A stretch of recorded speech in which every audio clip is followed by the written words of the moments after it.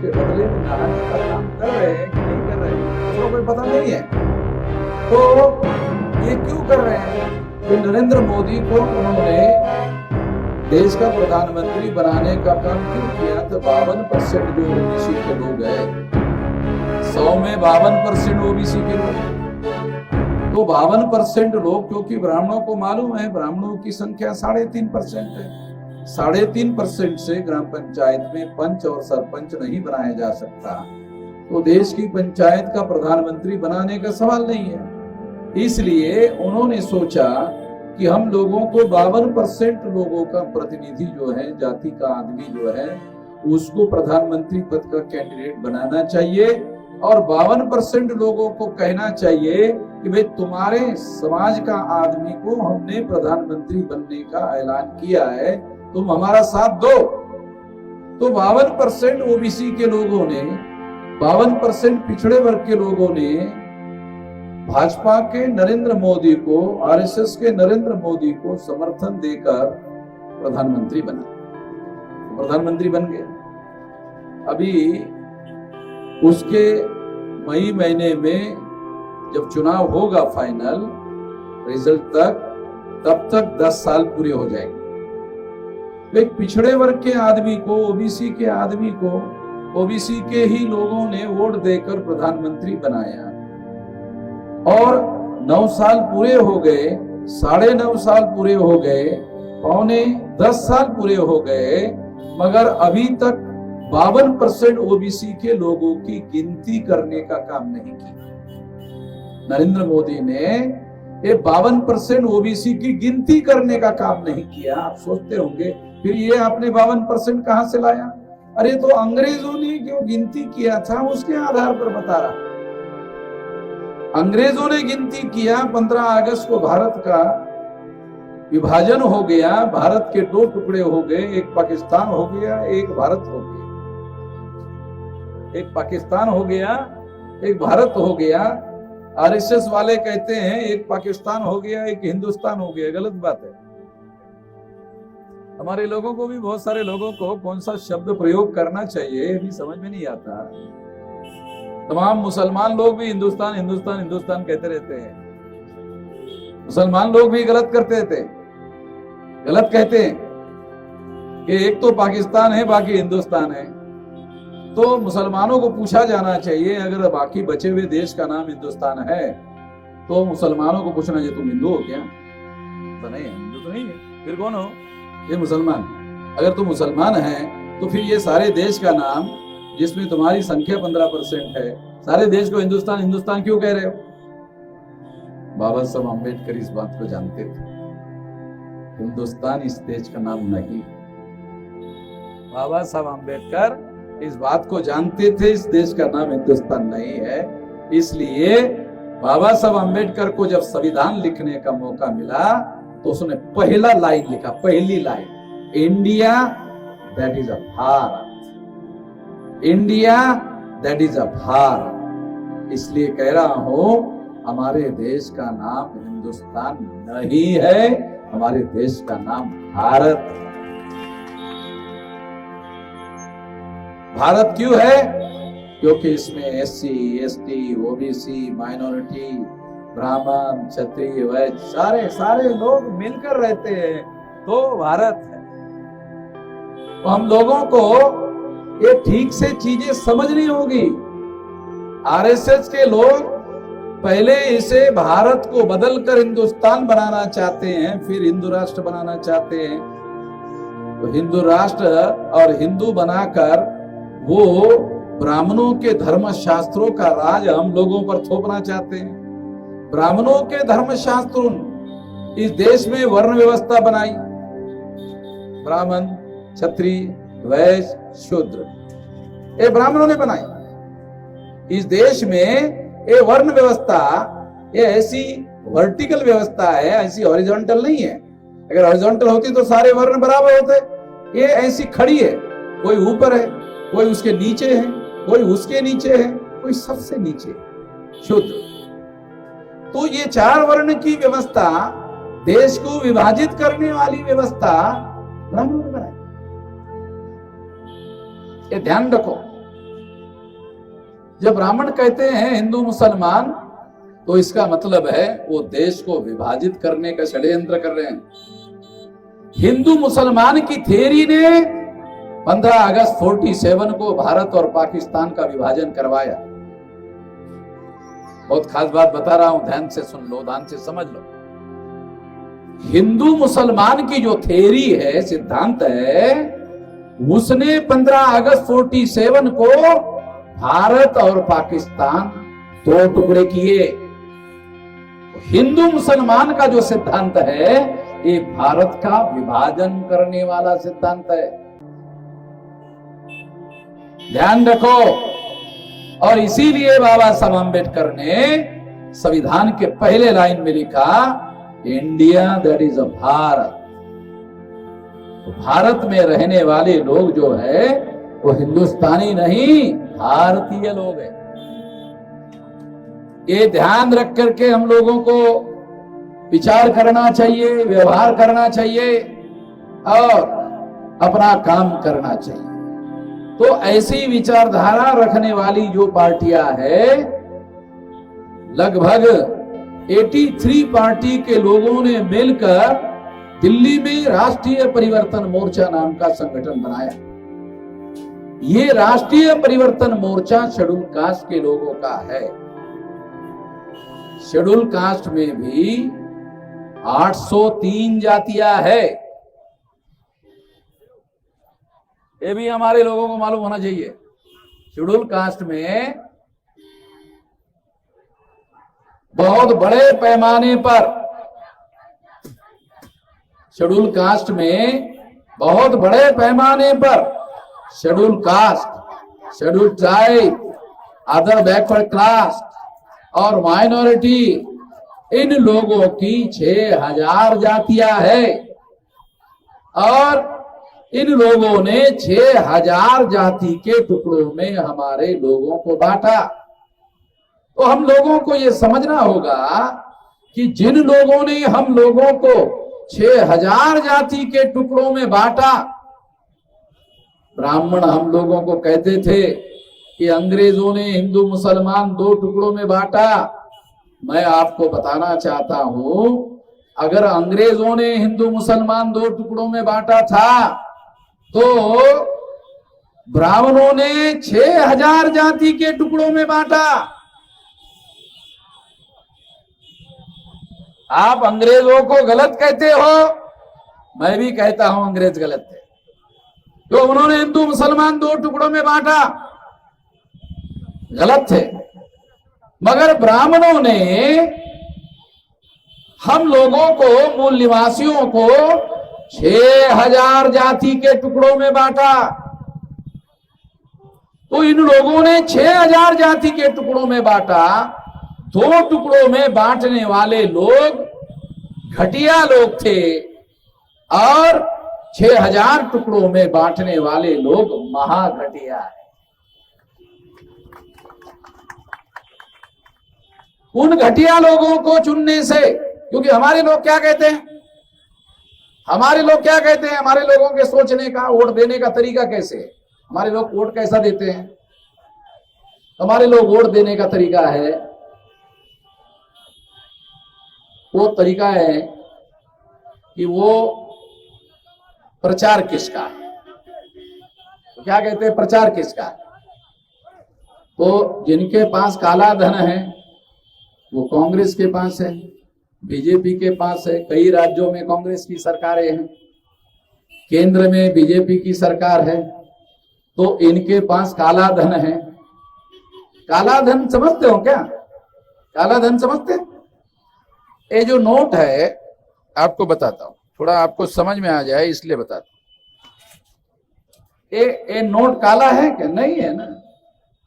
तो जो पैसा है उसका रंग काला होता है, इसलिए उसको काला धन कहा। नहीं, गलत बात है। काला धन, उसका अर्थ काला धन का काला नोट नहीं होता है। काला धन किसको बोलते हैं? जो धनवान लोग हैं, जिस धन पर टैक्स नहीं देते हैं और पैसा छुपा कर रखते हैं, उसको कहते हैं काला धन।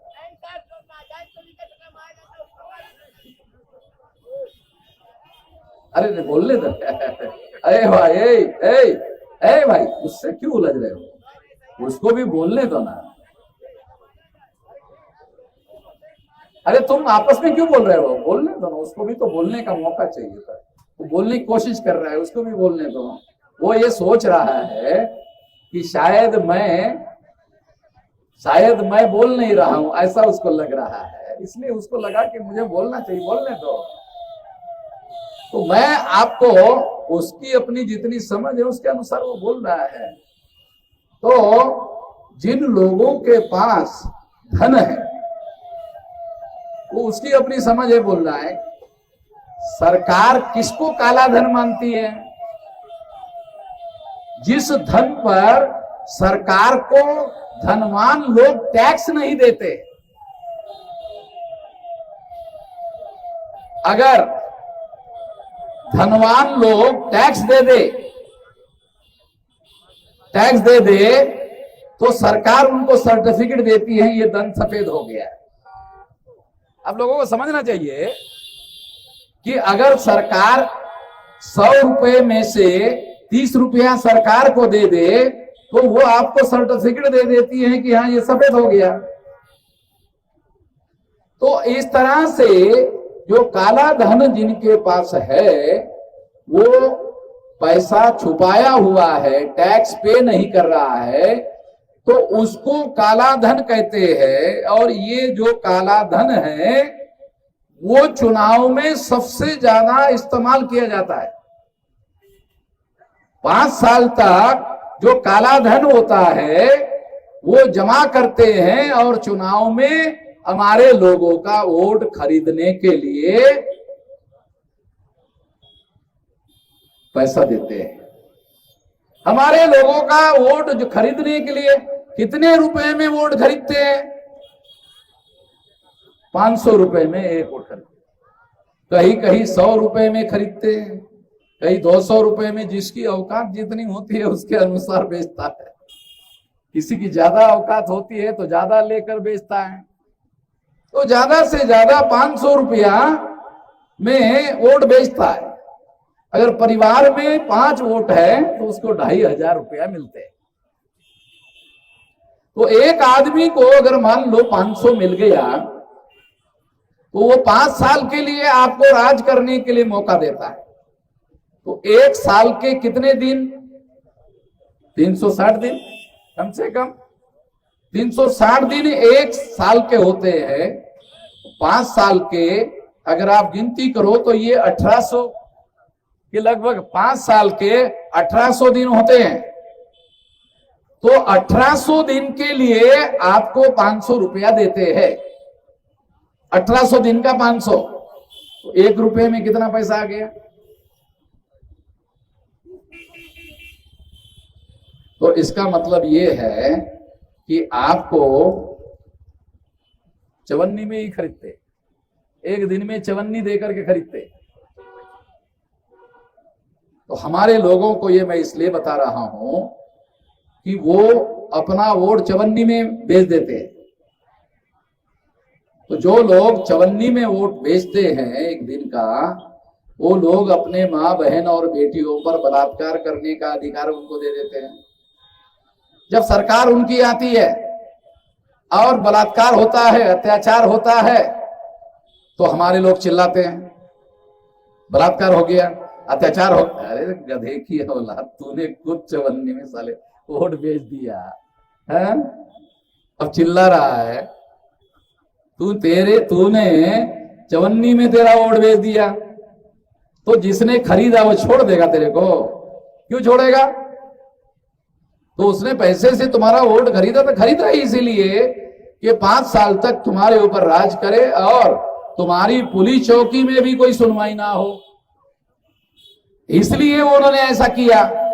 तो मैं अपने लोगों को, अपने भाइयों को यह कहना चाहता हूं कि वोट का अधिकार बेचने के लिए नहीं दिया गया है। वोट का अधिकार शासक चुनने का अधिकार है और शासक बनने का अधिकार है। बाबा साहब अम्बेडकर ने जब अंग्रेजों को 1931 में 32 में राउंड टेबल कॉन्फ्रेंस में गए तो वहां जाकर बाबा साहब आम्बेडकर ने अंग्रेजों को कहा, अंग्रेजों ने बाबा साहब आम्बेडकर को कहा कि वोट का अधिकार अब भारत के लोगों को दिया जाएगा जिसके पास प्रॉपर्टी होगी, जो प्रॉपर्टी के ऊपर टैक्स देगा, जो एजुकेटेड होगा, पढ़ा लिखा होगा, उसको वोट का अधिकार होगा। अनपढ़ आदमी को वोट का अधिकार नहीं होगा। ये अंग्रेजों ने उस समय डिसाइड किया था।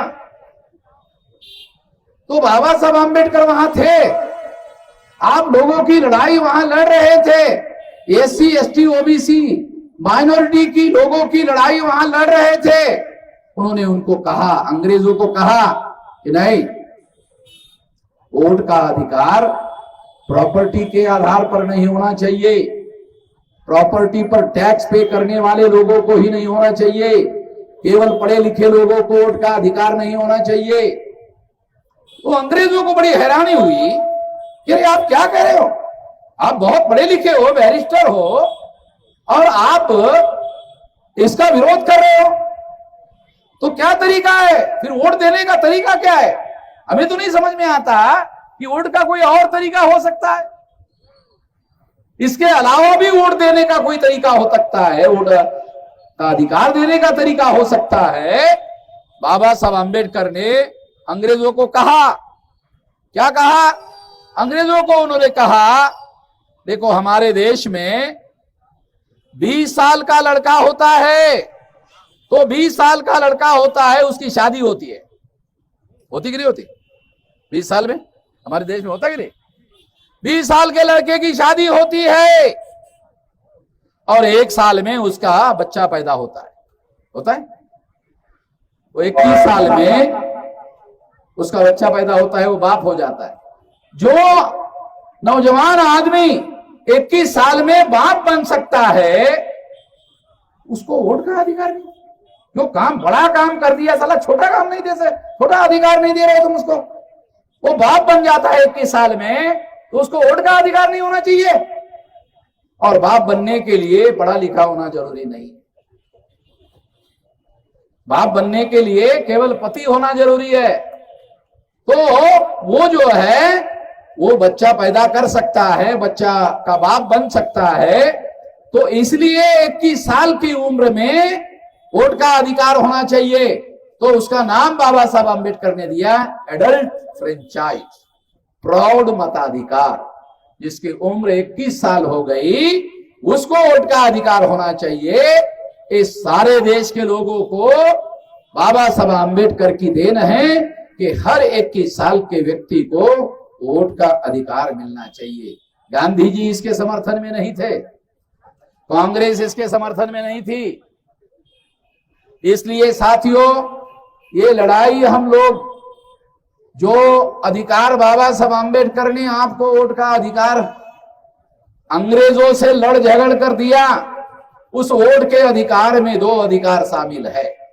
एक अधिकार शामिल है कि आप शासक को चुन सकते हैं, और एक अधिकार है शासक बन सकते हैं।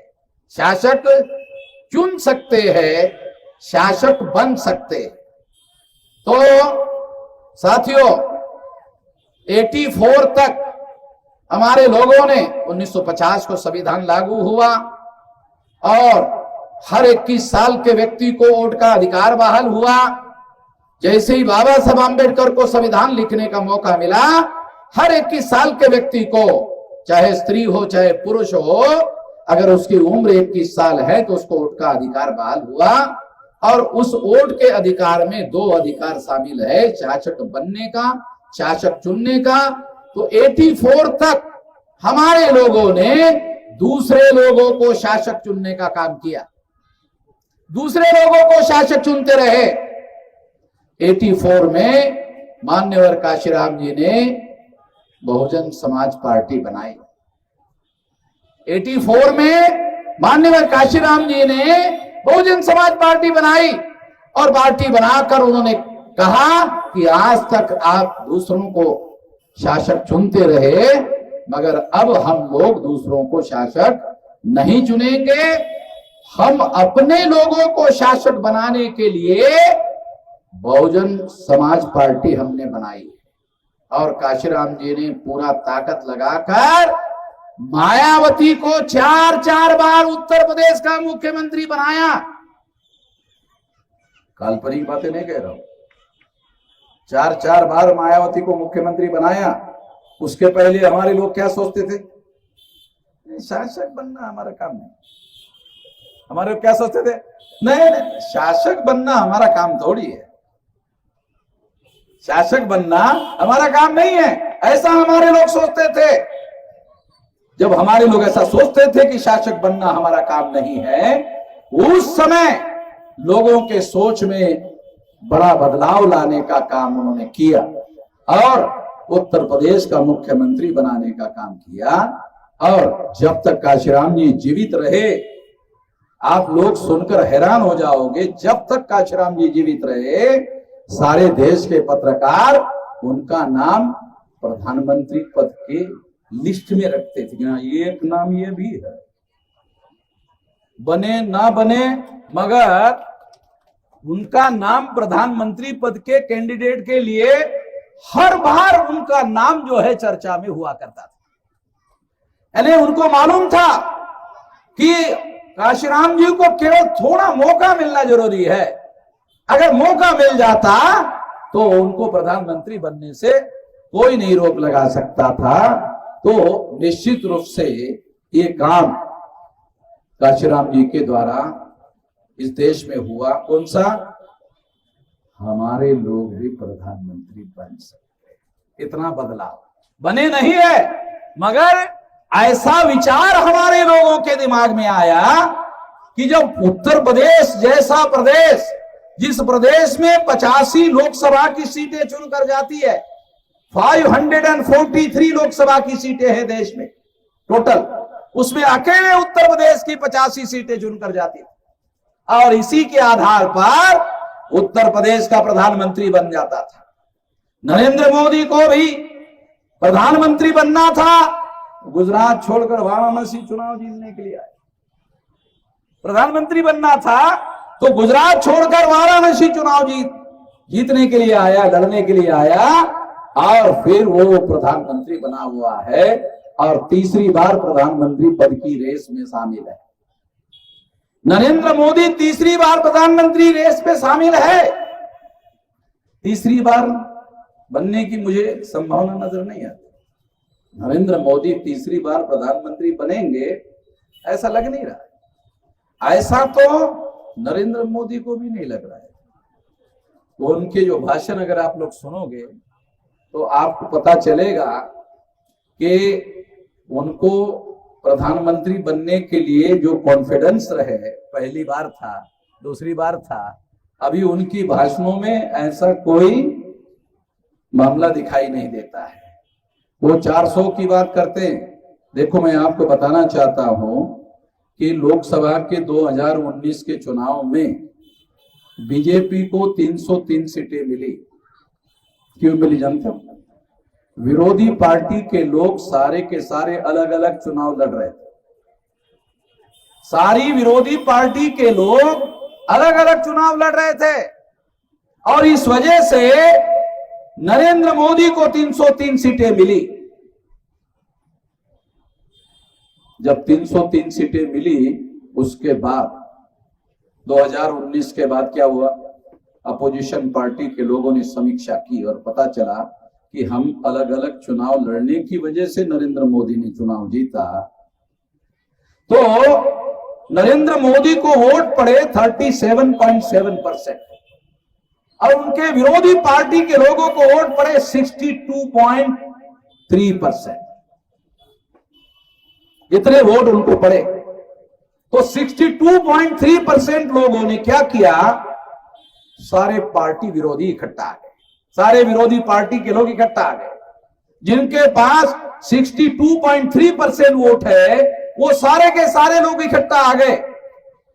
अब लड़ाई है 37.7% वर्सेस 62.3% के बीच में लड़ाई। तो नरेंद्र मोदी के चुनाव जीतने की संभावना नहीं। मैं कोई काल्पनिक बातें नहीं कह रहा हूं, ये जो चुनाव आयोग के जो आंकड़े है ना उसके आधार पर। इसीलिए नरेंद्र मोदी की जो फौज है वो चुनाव के पहले ही हारी हुई मानसिकता से चुनाव नहीं जीता जा सकता। तो नरेंद्र मोदी को लगा कि हमारी जो फौज है वो हारी हुई मानसिकता में है, इसलिए नरेंद्र मोदी ने 400 पार का नारा लगाया। अरे 300 पार नहीं हो सकता, मैं तो कहता हूं 150 पार नहीं हो सकता। जो मेरा अपना तजुर्बा है, अनुभव है, 150 पार नहीं हो सकता। वो उन्होंने नारा लगाया 400 पार का, तो 400 पार के लिए उनको 50% से ज्यादा वोट लेना पड़ेगा। वोट उनके पास 37.7%